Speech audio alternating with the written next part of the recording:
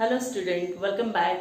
I hope you are safe at home during this pandemic COVID-19. Now student, we are going to learn the next topic and this topic is very important, that is the hybridization. इसमें क्या होता है, हमने अभी तक के electron pair theory देखी कि जितने अनपेयर्ड इलेक्ट्रॉन वैलेंस शेल में होंगे उतने कोवैलेंट बॉन्ड्स फॉर्म होंगे, है ना। इससे हम क्या एक्सप्लेन कर सकते हैं, सिंपल मॉलिक्यूल्स, जैसे कि हमने प्रीवियस वीडियो में देखा कि H2 है, F2 है, HF है, ऐसे जो सिंपल मॉलिक्यूल्स है वो हम दिस इलेक्ट्रॉन पेयर थ्योरी से एक्सप्लेन कर सकते हैं, जहां की जितने अनपेयर्ड इलेक्ट्रॉन उतने कोवैलेंट बॉन्ड। पर कुछ एग्जांपल्स ऐसे हैं, जैसे CH4 में कार्बन है सेंट्रल एटम, उसकी वैलेंसी 4 है, हमें पता है। ये हम सिंपल इलेक्ट्रॉन पेयर थ्योरी से नहीं एक्सप्लेन कर सकते और उसके लिए हमें एक न्यू कंसेप्ट की जरूरत होती है और वो है हाइब्रिडाइजेशन। हाइब्रिडाइजेशन ये वर्ड आपने काफी बार सुना होगा। हम बोलते कि ये हाइब्रिड वैरायटी है, तो उसमें क्या होता है, दो चार, जैसे प्लांट का अगर हम एग्जांपल लेते हैं, प्लांट में कोई भी लाइव एनिमल में या प्लांट में ये हो सकता है, तो उसमें क्या होता है, वो जो हाइब्रिड वैरायटी होती है उसमें डिफरेंट वैरायटी का कॉम्बिनेशन होता है। हम उसको अच्छा कॉम्बिनेशन करके एक अच्छी वैरायटी बनाते हैं, यानी वहां क्या हो जाता है, मिक्सिंग एंड रीडिस्ट्रीब्यूशन। सेम वैसा ही यहाँ होने वाला है। यहाँ हाइब्रिडाइजेशन किसका होगा, केमिस्ट्री है तो एटॉमिक ऑर्बिटल का होगा।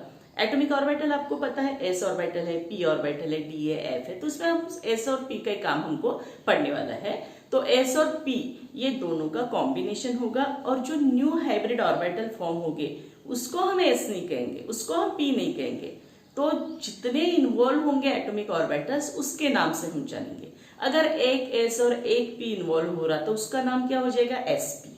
अगर एक एस और दो पी इन्वॉल्व हो रहे तो उसका नाम क्या हो जाएगा, sp2। और जितने फॉर्म होंगे सबको हम फिर sp2 या फिर sp या फिर sp3 ऐसे हम सिंपल इसमें देखने जा रहे हैं। उसके बाद में sp3d d2 ये भी है, वो तो अपने आप समझ में आ जाएगा अगर आपको ये समझ में आ गया तो। ओके, तो इस तरह ये अगले साल आने वाला है, तो इसलिए आपको ये बेसिक अच्छे से समझ में आना चाहिए ताकि आपको 12 की पढ़ाई में कोई दिक्कत न जाए।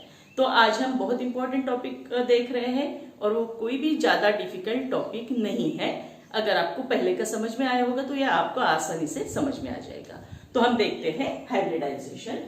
तो हाइब्रिडाइजेशन नाम से ही वैसे ही डेफिनेशन रहेगी जैसे जनरल उसका मीनिंग है। तो नीड ऑफ हाइब्रिडाइजेशन, यानी हमें हाइब्रिडाइजेशन की जरूरत क्यों पड़ रही है, बिकॉज वैलेंस बॉन्ड थ्योरी। अब वैलेंस बॉन्ड थ्योरी क्या है, एक इलेक्ट्रॉन एक एटम का दूसरा एटम का एक इलेक्ट्रॉन पेयर थ्योरी हो जाती वो। It explain formation of covalent bond, यानी कोई भी सिंपल मॉलिक्यूल में कोवैलेंट बॉन्ड इस तरह तैयार होता है of simple molecules only. In this case number of unpaired electrons in the valence shell is equal to the number of covalent bond. जितने अनपेयर्ड इलेक्ट्रॉन उतने कोवैलेंट बॉन्ड। बस ये दो चीजें इलेक्ट्रॉन पेयर थ्योरी में ध्यान में आपको रखनी है। But there are many molecules this theory explain the valency of boron, carbon, beryllium। ये तीन का हमने यहाँ एग्जांपल लिया है, पर ऐसे काफी सारे एटम्स है जो different molecules, complicated molecules form करते हैं, उसके बारे में ये थ्योरी एक्सप्लेन नहीं कर सकती और उसके लिए हमें एक न्यू कंसेप्ट की जरूरत होती है।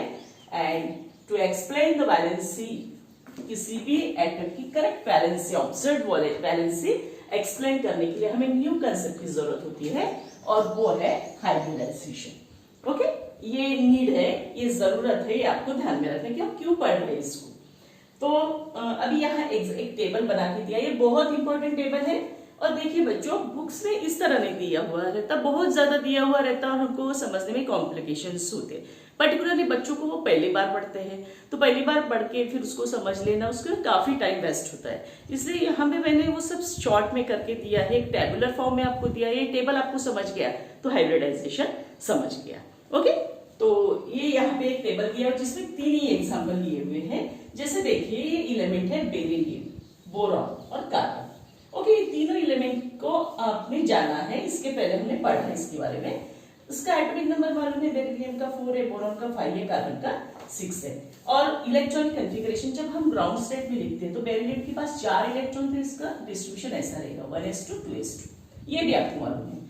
बोरॉन बोरॉन में क्या रहेगा 1s2 2p1 और कार्बन में इस तरह। अब देखिए इलेक्ट्रॉन पेयर थ्योरी क्या कहती है, जितने अनपेयर्ड इलेक्ट्रॉन उतनी उसकी वैलेंसी। यहाँ पे अनपेयर्ड इलेक्ट्रॉन वैलेंस शेल में दिख रहे हैं क्या, नहीं, तो इसकी वैलेंसी कितनी हो जाएगी 0 रूल के मुताबिक। पर यहाँ पे एक्चुअल वैलेंसी कितनी है 2। क्यों, क्योंकि ये जो बेरिलियम है ये BeF2 इस तरह के मॉलिक्यूल फॉर्म करता है। यानी बेरिलियम को कितने फ्लोरीन अटैच हो गए 2, तो उसकी वैलेंसी कितनी होगी 2। यानी एक्चुअली वैलेंसी कितनी है 2, पर ये इलेक्ट्रॉनिक कॉन्फ़िगरेशन तो 0 दिखा रहा है। यानी यहाँ पे ये जो इलेक्ट्रॉन पेयर थ्योरी है फेल हो गई है, उसकी वैलेंस से एक्सप्लेन करने में। अब देखिए बोरॉन, बोरॉन कैसे मॉलिक्यूल फॉर्म करता है BF3 इस तरह की मॉलिक्यूल। यानी यहाँ पे वैलेंसी कितनी होगी बोरॉन की 3, जो कि हमने लिखी है एक्चुअल वैलेंसी 3। और इलेक्ट्रॉनिक कॉन्फ़िगरेशन क्या दर्शाता है, देखिए यहाँ पे सिर्फ एक इलेक्ट्रॉन है, तो कितनी रहनी चाहिए थी 1। यानी BF ऐसा मॉलिक्यूल फॉर्म होना चाहिए था, पर वैसा नहीं। नेचर में BF3 ऐसे स्टेबल मॉलिक्यूल है, यानी इसकी वैलेंसी कितनी होगी 3 होगी। यानी ये भी फेल हो गया। अब कार्बन तो आपको सब मालूम है, हमने सेकंड पार्ट पूरा पढ़ा है CH4। ओके, यानी यहाँ वैलेंसी कितनी होगी 4, हमें मालूम है कार्बन की वैलेंसी 4 है। पर ये electronic configuration in ground state क्या दर्शाता है, 2 ही अनपेयर्ड इलेक्ट्रॉन यहाँ है, यानी उसकी वैलेंसी 2 रहनी चाहिए थी। यानी ये जो CH2 मॉलिक्यूल है ये स्टेबल रहना चाहिए था, पर CH2 स्टेबल नहीं, हमें मालूम उसको मिथाइलिन कहते हैं और वो स्टेबल नहीं है। CH4 स्टेबल है, CH2 डबल बॉन्ड CH2 सब काफी सारे मॉलिक्यूल्स देखे, सब में कार्बन की वैलेंसी कितनी होती है 4 होती है। तो ये एक्चुअल वैलेंसी और ये should be according to rule, यहाँ कॉन्ट्रडिक्शन दिख रहा है, यानी इलेक्ट्रॉन थ्योरी फेल यहाँ पे हो रही है। और इसके लिए हम हाइब्रिडाइजेशन देखने जा रहे हैं। अब हाइब्रिडाइजेशन क्या है, तो इसकी हम डेफिनेशन देखते हैं। ये डेफिनेशन समझने के लिए पहले ये एग्जांपल देखते हैं। एग्जांपल आप समझ में लेना है आपको। जैसे बेरिलियम है, बेरिलियम का एटॉमिक नंबर 4 है, तो यहाँ पे अभी तक के हमने सिर्फ ग्राउंड स्टेट का इलेक्ट्रॉनिक कॉन्फ़िगरेशन कंसीडर किया था। अब आपको क्या ध्यान में रखना है, ग्राउंड स्टेट और फिर एक्साइटेड स्टेट। एक्साइटेड स्टेट में क्या होता है, जो वैलेंस शेल है, जो लार्ज शेल है, उसके पास अगर पेयर्ड इलेक्ट्रॉन है तो वो क्या करेगा, अपने ही भाई को, यानी उसके जो टाइप है वो जो वैकेंट ऑर्बिटल से उसको वो डोनेट करेगा इलेक्ट्रॉन, वो शिफ्ट करेगा, उसे हम एक्साइटेड स्टेट कहते हैं। जैसे कि यहाँ पे है बेरिलियम का 4 एटॉमिक नंबर है। अब ग्राउंड स्टेट में इलेक्ट्रॉनिक कॉन्फ़िगरेशन क्या है, देखिए यहाँ पे बेरिलियम का 1s2 2s2, हमें क्या कंसीडर करना है, सिर्फ वैलेंस शेल। तो यह वैलेंस शेल का ही लिखा है मैंने 2s और 2p, क्योंकि वहां पे शिफ्ट होने वाला है इसलिए। तो 2s में कितने इलेक्ट्रॉन है 2, तो यहाँ पे हमने 2 इलेक्ट्रॉन दिखाया। ओके, अब एक्साइटेड स्टेट में क्या होगा, ये भी 2 है, ये भी 2 है, यानी इसका ये भाई है। तो वो क्या करेगा, मेरे पास ज्यादा इलेक्ट्रॉन है 2 है, तो मैं मेरे भाई को 1 दे देता हूँ। ऐसे वो यहाँ से 1 इलेक्ट्रॉन इसको दे देगा, शिफ्ट होगा, पर सिर्फ उसी ऑर्बिटल में, यानी अपने ही भाई को, दूसरे को किसी को नहीं। तो यहाँ 1 इलेक्ट्रॉन यहाँ शिफ्ट हो गया। अब यहाँ पे कितने हो गए, S के पास 1 हो गया, P के पास 1 हो गया। अब S की एनर्जी डिफरेंट होती है, P की different, near about equivalent energy होती है, और फिर ये दोनों का मिक्सिंग होता है, और मिक्सिंग होके फिर से रीडिस्ट्रीब्यूशन होता है, उसे हम रिकास्टिंग कहते हैं, है ना। यानी दोनों को मिक्स कर लिया और फिर उसका डिवाइड हो गया, उसे रिकास्टिंग कहते हैं। तो यहाँ पे अभी ये 2 फॉर्म हो गए, पर अब इनका जब हाइब्रिडाइजेशन होगा, आफ्टर हाइब्रिडाइजेशन क्या होगा, इसका मिक्सिंग होके फिर से रीडिस्ट्रीब्यूशन होगा। तो अब इसे हम एटॉमिक ऑर्बिटल नहीं कहेंगे। ये S क्या है, एटॉमिक ऑर्बिटल, ये P क्या है, एटॉमिक ऑर्बिटल। अब यहाँ एक्साइटेड स्टेट के बाद मिक्सिंग और रीडिस्ट्रीब्यूशन होने के बाद जो तैयार हो रहे उसे हम क्या कहेंगे, हाइब्रिड ऑर्बिटल। यानी आम की 2 डिफरेंट वेराइटी को कंबाइन करने के बाद उसका जो पहले का नाम है वो नहीं रहेगा, उसको हम न्यू नेम देते हैं। वैसे ही यहाँ पे अब हाइब्रिडाइजेशन के बाद इसे हम क्या कहेंगे, हाइब्रिड ऑर्बिटल। अब इसका भी नाम sp हो गया और इसका भी नाम sp हो गया। ये sp हाइब्रिड ऑर्बिटल, ये sp हाइब्रिड ऑर्बिटल, और दोनों सेम, यहाँ पे दोनों सेम नहीं है, यहाँ पे ये दोनों सेम है। ये हमें डेफिनेशन में लिखना है, जो मैंने अभी बताया वही हम डेफिनेशन में लिखने वाले हैं। और यहाँ पे 2 हाइब्रिड ऑर्बिटल्स फॉर्म हो गई, हमें पता चल जाता है, एक S और एक P यानी 2 फॉर्म, एक S और 2 P यानी 3 हाइब्रिड ऑर्बिटल, ऐसे। तो ये आपको सब समझ में आ जाएगा, हम सब एग्जांपल्स देखने वाले हैं।